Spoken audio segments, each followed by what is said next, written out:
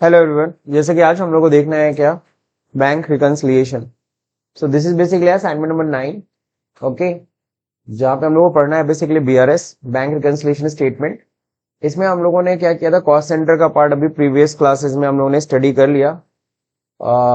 इसमें हम लोगों ने नॉर्मल कॉस्ट सेंटर का यूज करना सीखा। What is cost centre, concept होता क्या है, कॉस्ट सेंटर हम बनाते क्यों हैं, किसके लिए बनाते हैं, ये सब हम लोगों ने स्टडी कर लिया।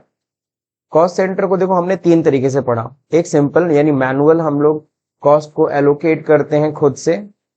फिर दूसरा हम लोगों ने सीखा कि कॉस्ट सेंटर को अगर हमें एलोकेट करना हो क्या रेशियो में, तो रेशियो में डिफाइन करें और हम चाहते हैं अमाउंट डालें और अपने आप वो अपने आप बांट ले रेशियो में, तो वो कैसे होता है। This is called cost centre class, जिसको पहले बोलते थे हम लोग प्रीडिफाइंड कॉस्ट सेंटर, अभी बोलते हैं कॉस्ट सेंटर क्लास। ठीक है, so cost centre class use करके आप ऐसा कर सकते हो। फिर हम लोगों ने एक और चीज देखा, यहाँ पे कॉस्ट सेंटर है ना, एक और तरीके से यूज करना सीखा। नॉर्मली जब लोग कॉस्ट सेंटर बनाते हैं तो अंडर प्राइमरी डालते हैं, बट क्या हो सकता है कि कॉस्ट सेंटर के अंदर भी कॉस्ट सेंटर बन सकता है ना। तो जब इस तरह का एलोकेशन करना हो, देन हमें यूज करना है कॉस्ट सेंटर को, ये भी हम लोगों ने स्टडी किया। एक चीज तो क्लियर हो गई कि जिसके सामने भी अमाउंट हमें पुट करना है, जिसके सामने भी अमाउंट पुट करना है, वो हमेशा किस में बनेगा, कॉस्ट सेंटर में। क्योंकि हम लोग कॉस्ट सेंटर में ही अमाउंट चढ़ा सकते हैं, कॉस्ट कैटेगरी में नहीं, है ना। ये पॉइंट सबको क्लियर, यहां तक हो गया था क्वेश्चन नंबर 8 तक। आज हम लोग को क्वेश्चन नंबर 9 से स्टार्ट करना है, so that we can do the bank reconciliation also. So चलिए स्टार्ट करते हैं। तो विड्रॉ कर रहा है फ्रॉम एचडीएफसी बैंक, सेल्फ खुद निकाल रहा है पैसा, है ना। एंड कितना निकाल रहा है, 25,000, है ना। और कब निकाल रहा है, 31 मई। तो डेट का ख्याल रखिएगा आप लोग। तो हम लोग को जाना है यहाँ पे टैली पे, और यहाँ पे सीधे हम लोग एंट्री करेंगे विड्रॉ की। विड्रॉ की एंट्री होती है कॉन्ट्रा में, उससे पहले F2 करके डेट सही करेंगे 31 मई। सो 31 मई को हमें एंट्री करनी है। और ध्यान रहे हम लोग कैश निकाल रहे हैं बैंक से, तो बैंक क्रेडिट होगी। बैंक में देखो 2,16,000 रुपीज है, और हम विड्रॉ कर रहे हैं 25,000। तो 25,000 जैसे हम लोग डेबिट करेंगे, अमाउंट क्या कम होगा, बिल्कुल। अब देखिए यहाँ पे इंस्ट्रूमेंट नंबर हम लोग को डालना होगा 889002। चेक डिटेल अगर भरा होता तो अपने आप ये डिटेल आती। फेवरिंग नेम किस नाम से निकाल रहे हैं, सेल्फ के नाम से निकाल रहे हैं। क्लियर है, और कुछ नहीं। देन डेबिट देखो यहाँ पे 216 था, घट गया ना, अमाउंट रिड्यूस हो गया। एंड देन डेबिट क्या आ रहा है, कैश। तो नरेशन क्या लिखेंगे, being cash withdraw. Okay, for office use लिखना है तो लिख दीजिए, ऑफिस यूज के लिए निकल रहा होगा।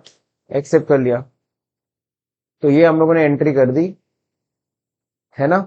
अब हमारा एचडीएफसी बैंक का ये सब डिटेल विटेल दिया था, आप लोगों ने मेंटेन किया था कि नहीं किया था। तो एचडीएफसी बैंक का चेक दिया है, सब कुछ डिटेल दिया है। सो बेटर विल बी कि अगर आपने एचडीएफसी बैंक यहाँ बनाया हुआ है, तो एचडीएफसी बैंक का detail we need to maintain, कि भी हमारा अकाउंट नंबर क्या है। अकाउंट नंबर यहाँ दिख रहा है 30,60,90,4000, है ना। आईएफएससी कोड भी दिया हुआ है, एचडीएफसी 4x0217।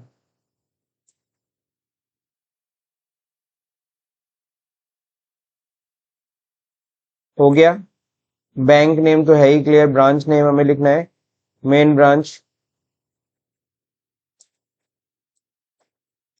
एड्रेस भी लिख सकते हैं हम लोग।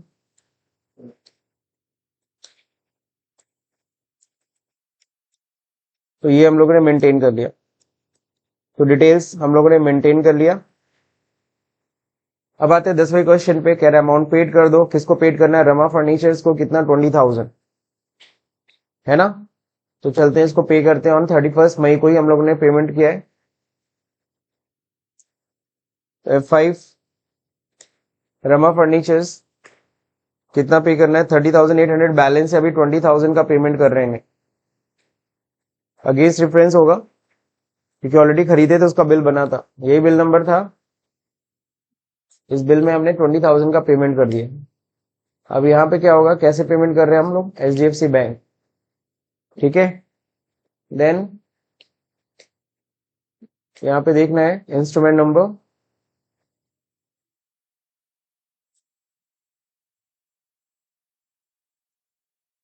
ओके, रमा फर्नीचर के नाम पे चेक काटा मैं, बीइंग पेमेंट मेड, डन। 31 मई डेट सही जा, डेट का ख्याल रखिएगा। नेक्स्ट फिर कह रहा है क्या, नाउ 1 जून 2025 को company got the bank statement from for the period of 1 May to 31 May, 1 मई से 31 मई का हमारा बैंक स्टेटमेंट है। The following detail has been revealed, तो बैंक स्टेटमेंट में ये पूरा हिसाब दिखा रहा है। ओपनिंग बैलेंस 191 था, क्लोजिंग बैलेंस है 1,90,350 है ना। तो ये हमारे बैंक स्टेटमेंट में रिफ्लेक्ट कर रहा है। अब अगर हम लोग देखें अपना बैंक बैलेंस, तो नॉर्मली हम लोग बैलेंस शीट से भी बैंक बैलेंस देख सकते हैं। यहाँ पे देखो 1,71 आ रहा है, एंटर करते हैं, हमारा HDFC बैंक 171 और यहाँ कितना आ रहा है 190,350 है ना। तो बैंक रिकंसिलिएशन होता क्या है, ये देखो ये हमने मेंटेन किया है, जो टैली पे एंट्री हम बिजनेसमैन है, ये हम लोगों ने चढ़ा रखा है, तो ये हमारे बुक के अनुसार है। तो हमारे बुक्स में 171 बैलेंस दिखा रहा है और ये बैंक स्टेटमेंट निकलवा के है, बैंक के बुक में हमारा बैलेंस 190,350 आ रहा है। सो हम अपने बुक्स के बैलेंस को बैंक के बैलेंस से क्या कराते हैं, मैच कराते हैं। This is called bank reconciliation, कई लोग इसको बैंक रिको भी कहते हैं। बाकी the theory part I have given over, the theory part यहाँ पे दे रखा है already. So bank reconciliation, if someone ask you what is bank reconciliation, to tally कराना, मैच कराना या रिकंसाइल कराना। रिकंसाइल मतलब वही मैच कराना होता है। Bank balance of our book with the bank balance of bank statement is called bank reconciliation. What we do, हम लोग को करना क्या होता है, ऑलरेडी अकाउंटिंग में पढ़ा रखा था आप लोग को। बैंक रिकंसिलिएशन आप लोगों ने पढ़ा है।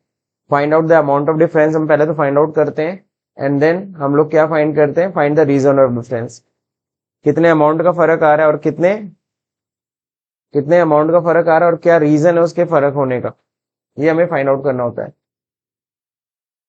Okay, how we do reconciliation, print the bank statement, बैंक से स्टेटमेंट पहले प्रिंट करा के लाइए और फिर मैच विद आवर बुक, अपने बुक से क्या कराइए, मैच कराइए, यही करना है और ये हम लोग करने जा रहे हैं।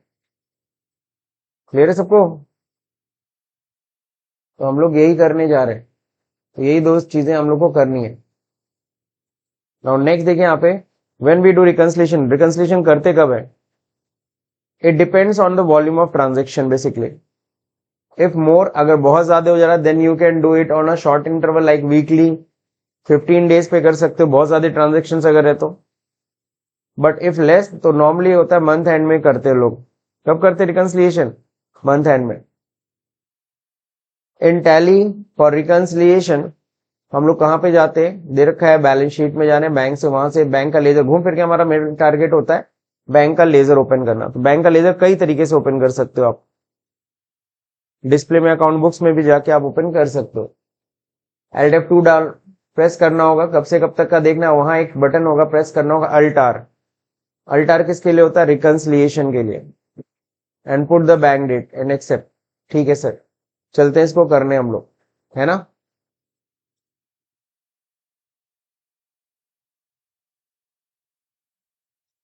सो यहीं से देखो बैंक का लेजर यहां से भी खोल सकता है।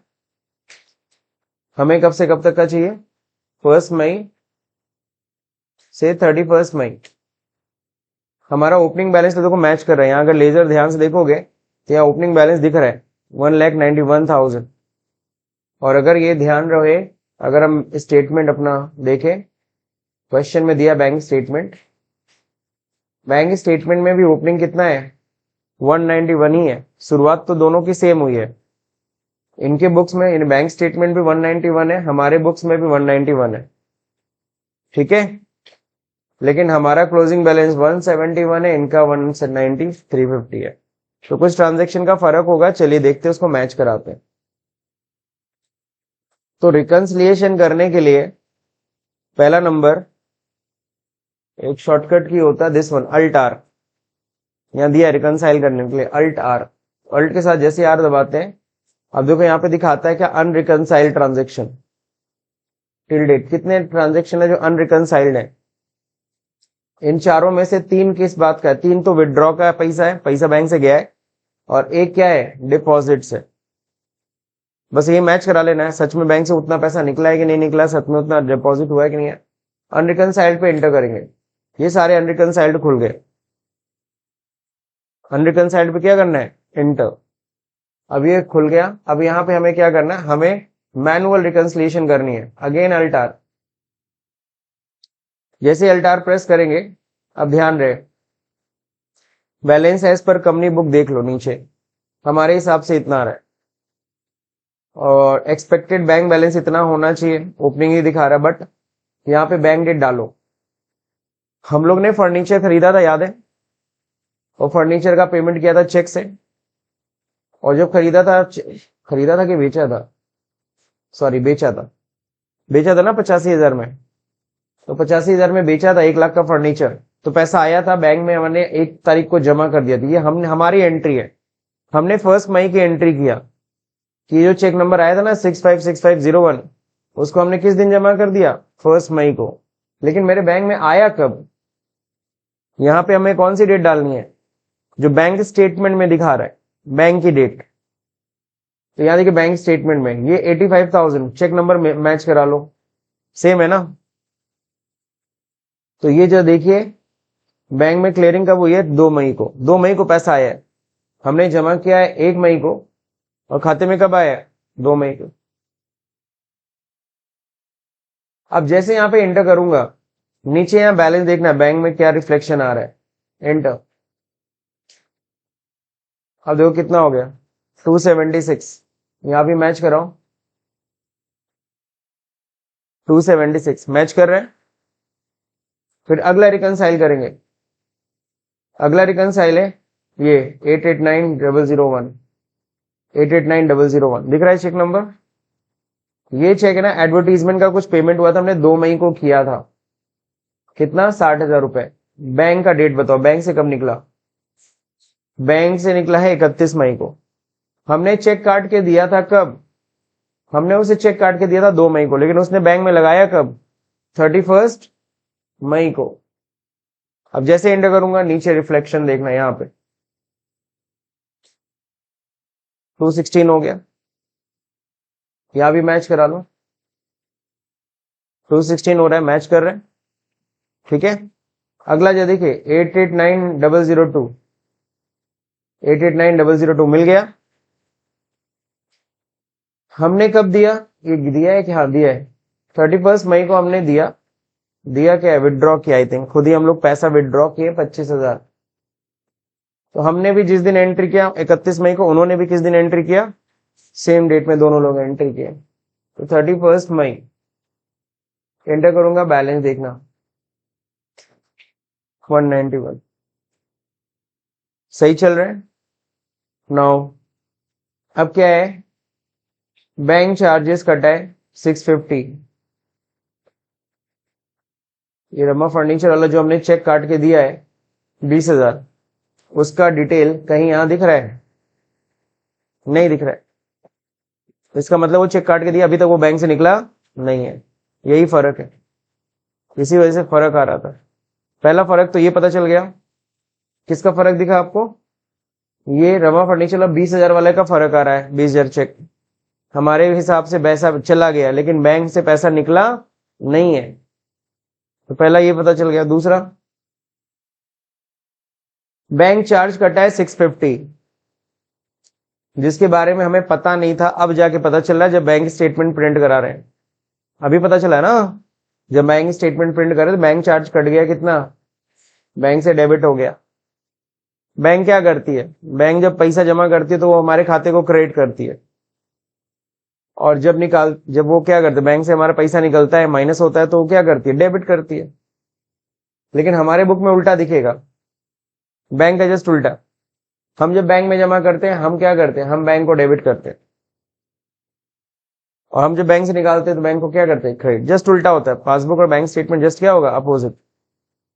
चलिए छोड़िए, अब हमें बैंक यहाँ पे चार्ज दिख रहा है, नहीं, इतना 191 तक देखो मैच करा दिया मैंने, 191।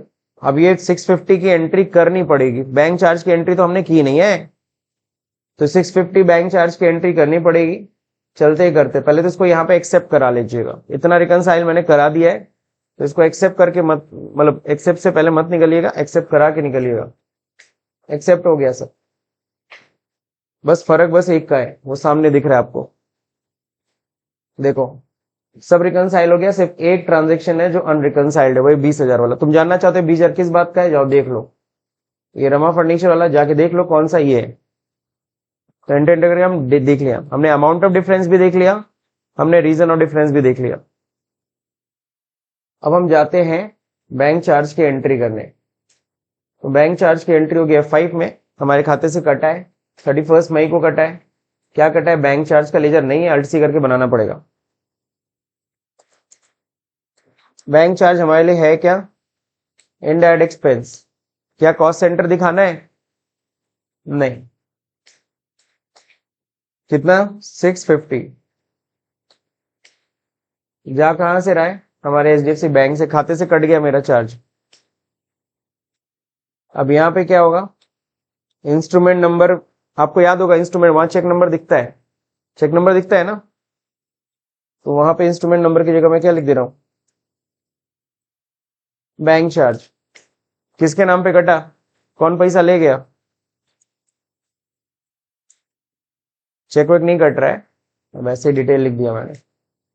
बैंक चार्ज कटता है बीइंग पेमेंट मेड। अब चलते वापस रिकंसलेशन में। एक तो तरीका था यहां से रिकंसलेशन जाना, कहां से गए थे, सीधे बैलेंस शीट से, यहीं से बैंक का लेजर खोल लिए थे और यहीं से अल्टार प्रेस कर दिए थे। सही है कि नहीं सही है, एक ये तरीका था। दूसरा तरीका, आपका टारगेट है लेजर पे पहुंचना, तो यहां से भी तो जा सकते हो, डिस्प्ले अकाउंट बुक्स, यहां से भी तो लेजर पहुंच सकते हो, बैंक का लेजर HDFC, यहां से भी अल्टार। क्यों, घूम फिर के लेजर तक पहुंचना, आप चाहे किसी भी तरीके से पहुंच जाओ। और एक तरीका होता है अकाउंट्स बुक में जब जाते हो तो यहीं ऊपर ही दिखाता है क्या, कैश और बैंक बुक, यहां से ही पहुंच सकते हो। मतलब वहां तक पहुंचने के कई रास्ते हैं, अब तुम्हें पता होना चाहिए। हम लास्ट बैंक रिकंसिलिएशन देखो यहां से कर सकते हैं, गेट ऑफ टैली पे सबसे पहले से ही सामने ही लिया होता है बैंकिंग, सीधे गो इनटू द बैंकिंग। अब यहाँ पे होता है क्या, banking activity, important bank data, cheque printing, cheque register, post date summary, deposit slip, payment advice. तो यहाँ पे बैंकिंग एक्टिविटी, यहाँ पे देखो आ गया बैंक, एंटर करो, यहां से भी सीधे पहुंच गया। सवाल उठता है सर यहां से क्यों नहीं आप पहले बताए, इसलिए नहीं बताए, अल्टार यहां नहीं करना पड़ता ना, वहां याद है अल्टार करना पड़ रहा था, यहाँ पे अल्टार नहीं करना पड़ा, सीधे पहुंचा दिया रिकंसिलिएशन पे। यहीं से एंटर करो, दो अब ट्रांजेक्शन है अनरिकंसाइल्ड है, अब रिकंसाइल करने के लिए यहाँ पे अल्टार दबाना पड़ेगा मैनुअल रिकंसिलिएशन के लिए। ये रमा फर्नीचर वाला मैच किया था क्या, नहीं, एंटर कर दो, स्किप कर दो। हाँ बैंक चार्ज वाला हमारे स्टेटमेंट में दिख रहा है, किस डेट में, 31 मई। अब नीचे बैलेंस देखो कितना आ रहा है, 190 350 आ रहा है, यहाँ पे देखो 190 350 मैच कर गया कि नहीं कर गया। तो इसी को कहते हैं बैंक रिकंसिलिएशन। अब एक्सपेक्टेड बैंक बैलेंस इतना आना चाहिए और सही में एक्सपेक्टेड के एकदम सेम आ भी रहा है, यही होता है रिकंसिलिएशन। लेकिन फिर भी देखो हमारी बुक्स में और इनके बुक्स में अभी भी फर्क है, कितने का है, अब बताओ कितने का है, एग्जैक्ट 20,000 का, यही वाला है।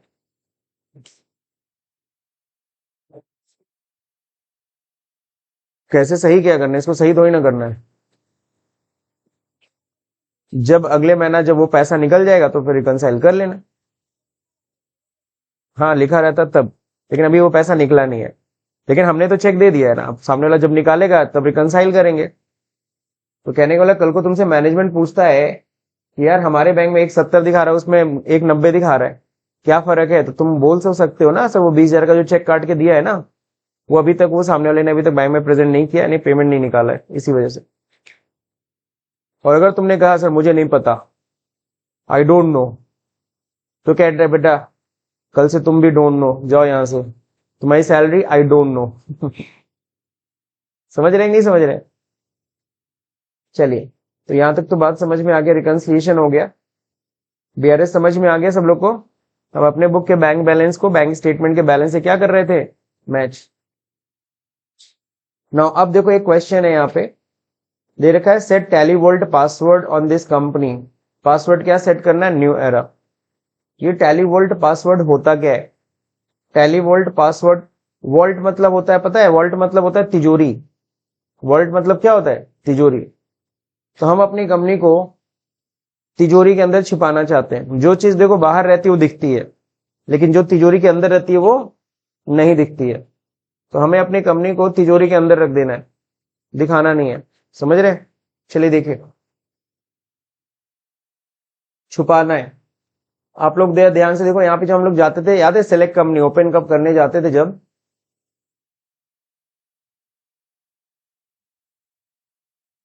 तो यहाँ देखो ऊपर कुछ कंपनियां इस तरह से दिख रही हैं,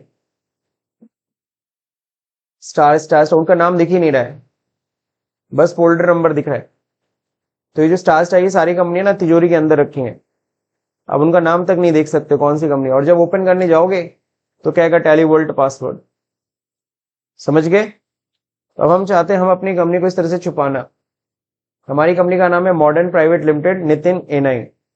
अल्ट के करेंगे, अल्ट के जब जाते हैं तो इसी के नीचे देखो ऑप्शन होता है टैली वोल्ट, एंटर करते हैं, एंटर करते हैं तो कहता है यही कंपनी है, हम बोलते हैं हाँ यही कंपनी है।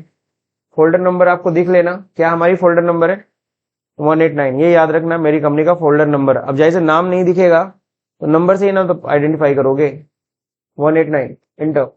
पासवर्ड, पासवर्ड रखना था क्या, new era, small letter caps letter देख लेना। रिपीट कह रहा है, एक बार और बताओ, एक्सेप्ट। अब यहां पे ध्यान से पढ़ो क्या कह रहा है, this will close your all open reports, ठीक है, vouchers masters without saving changes you might have made, ठीक है। Are you sure you want to set the Tally vault password, are you sure करना चाहते हैं, यस, तो enter कर देंगे। फिर एक बार और पढ़ना ध्यान से, ये नहीं तड़तड़ाते हुए एंटर एंटर दबा देना, पढ़ा करो यहाँ पे क्या मैसेज दे रहा है।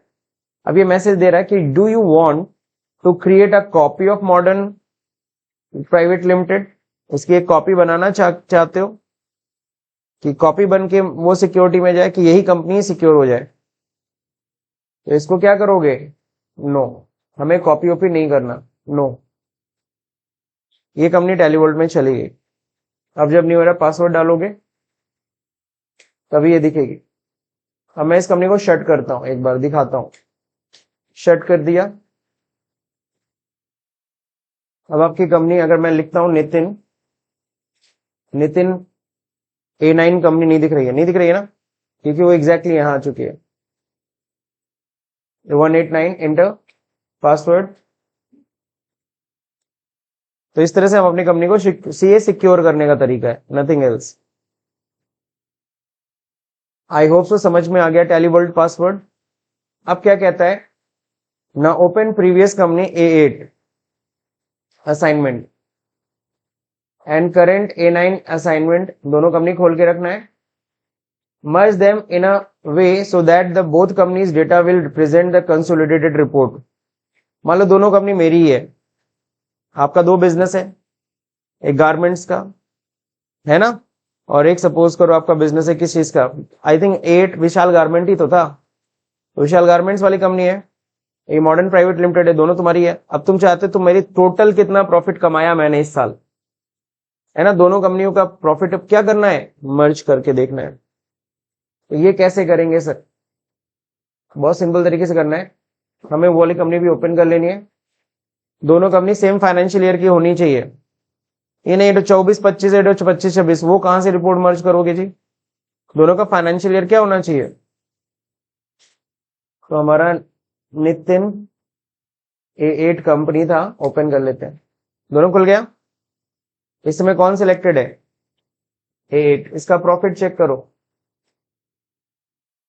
प्रॉफिट कितनी है 258, नोट करना जरा कहीं 258, या चलो यहाँ पे 258, एक मिनट मैं भी नोट कर लेता ना, ये सबको दिखा दूंगा नोट पैड। कितना है जी 258, 372.64। तो ये पहली कंपनी का है प्रॉफिट। अब दूसरी कंपनी देखते हैं, चेंज करते हैं F3 से A9, इसका प्रॉफिट एंड लॉस। सर इसमें तो लॉस है 96,000 का, 96,040। ये इसमें एक में 2,58,000 का प्रॉफिट है, एक में 96,000 का लॉस है, तो दोनों मर्ज होगी। ध्यान रहे ये लॉस है, इसको ब्रैकेट में लिख दे रहा हूं। क्लियर है? ये प्रॉफिट है, ये लॉस है, आपस में मर्ज होगी तो पता है ना 1 लाख समथिंग बचेगा। तो चलते दोनों कंपनी को ग्रुप करते हैं। दोनों कंपनी का ग्रुप क्रिएट करना पड़ेगा, दोनों की रिपोर्ट को मर्ज करना है, तो क्रिएट ग्रुप कंपनी। तो सर क्रिएट कहां से करते हैं? यही कंपनी तो यहीं से क्रिएट होती है सर, अल्ट के से, यहीं से क्रिएट पे एंटर करिएगा। अब जब यहाँ पे क्रिएट कंपनी पे एंटर करिएगा तो यहाँ देखो साइड में ये बटन, ध्यान दिया है? नहीं, अब ध्यान देना है। अब ग्रुप कंपनी क्रिएट करना है, अल्ट आर। अब ये यहां से हम कहां पहुंच गए? ग्रुप कंपनी क्रिएशन में पहुंच गए। नितिन ग्रुप ऑफ कंपनी, है ना? क्यों नितिन? दो कंपनी है ना, नितिन ग्रुप ऑफ कंपनीज। अब यहाँ पे स्टेट उत्तर प्रदेश ही है। अब यहाँ मेन होता है ये मेंबर्स। तो यहाँ पे कौन सी कंपनी दिख रही है?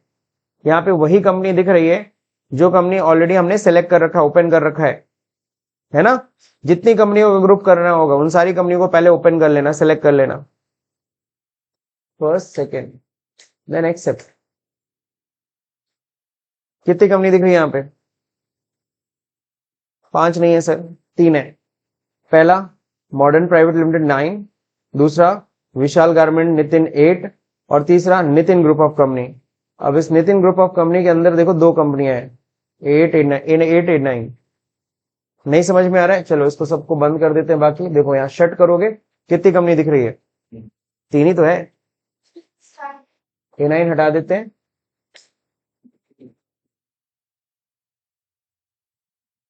एक पे पासवर्ड था ना सर? हाँ, तो वही बता रहा है, एस्ट्रिक साइन है, इसका मतलब है उसमें टैली वोल्ट लगा पड़ा है। उसमें क्या लगा है? इसमें एक ऐसी कंपनी है जिसमें टैली वोल्ट लगा है। अब इसका पीएल चेक करते हैं। अरे तो एक ही कंपनी का दिखा रहा है, ठीक है। प्रॉफिट एंड लॉस आ गया 1,62,000। दोनों के खर्चे को देखो मर्ज कर दिया इन्होंने। यहाँ पे खर्चा किसका दिख रहा है? दोनों के खर्चे मिक्सअप होके दिख रहे हैं।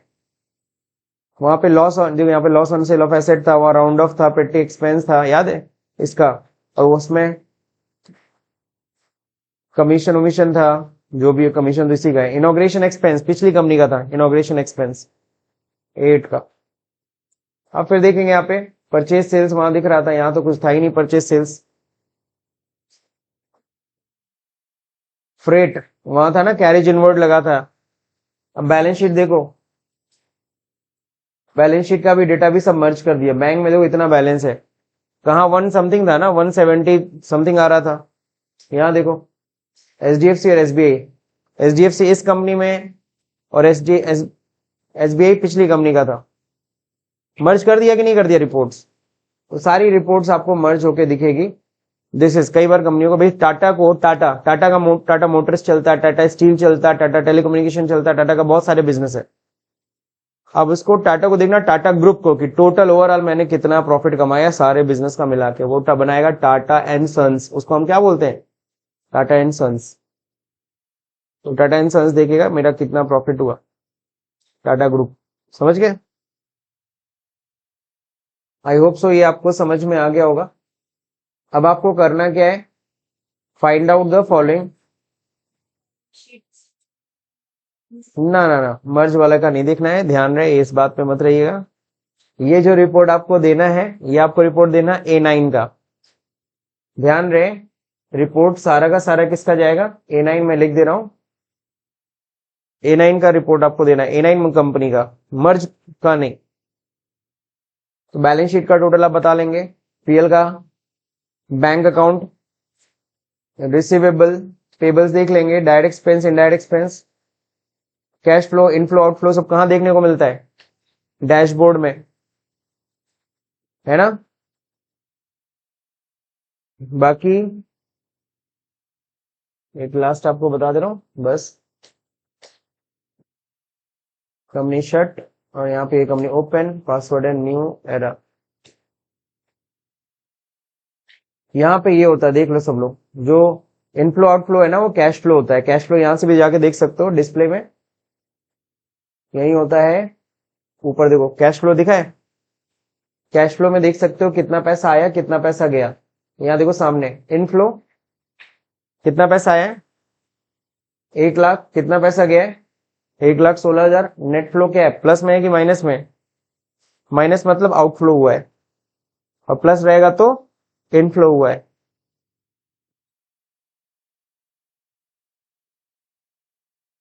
और बताइए और कौन सा रिपोर्ट आपको देखना है?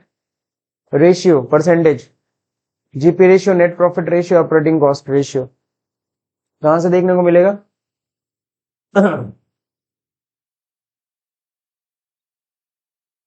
अगर आप रेशियो, वैसे डैशबोर्ड में भी देखने को मिलता है बट रेशियो में जाओगे, यहाँ पे आपको ग्रॉस प्रॉफिट कितना कमा रहे हो, जीपी रेशियो यहाँ कुछ है ही नहीं है, क्योंकि बिजनेस में कुछ परचेज सेल हुआ ही नहीं है, तो क्या नेट प्रॉफिट, फिर भी 0 0 लिख देना। रिटर्न ऑन इन्वेस्टमेंट सब माइनस में चल रहा है। Print category summary report explain all level. पेटी एक्सपेंस आपको उसका रिपोर्ट प्रिंट करना है, ध्यान रहे यहाँ पे कह रहा है क्या कैसे करना है, एक्सपेंड ऑल लेवल करके ऑलरेडी बता रखा है पीछे, सेल्समैन का भी एडवर्टीजमेंट्स का भी। Print bank reconciliation statement with narration and bank date, ये कैसे निकलेगा? यही तो प्रॉब्लम है, इसी में फंसोगे तुम लोग, ठीक है। तो यहाँ पे आपको बैंक रिकंसिलिएशन स्टेटमेंट चाहिए with narration and bank date. तो यहाँ पे जाएंगे बैंकिंग में, बैंकिंग एक्टिविटी में आपको क्या चाहिए? Bank reconciliation. तो यहाँ देखो दे रखा है क्या, व्यू रिकंसाइल मई का, ये है पूरा, ठीक है ना। तो ये पूरा है रिकंसाइल्ड। अब यहाँ पे आपको प्रिंट करना है,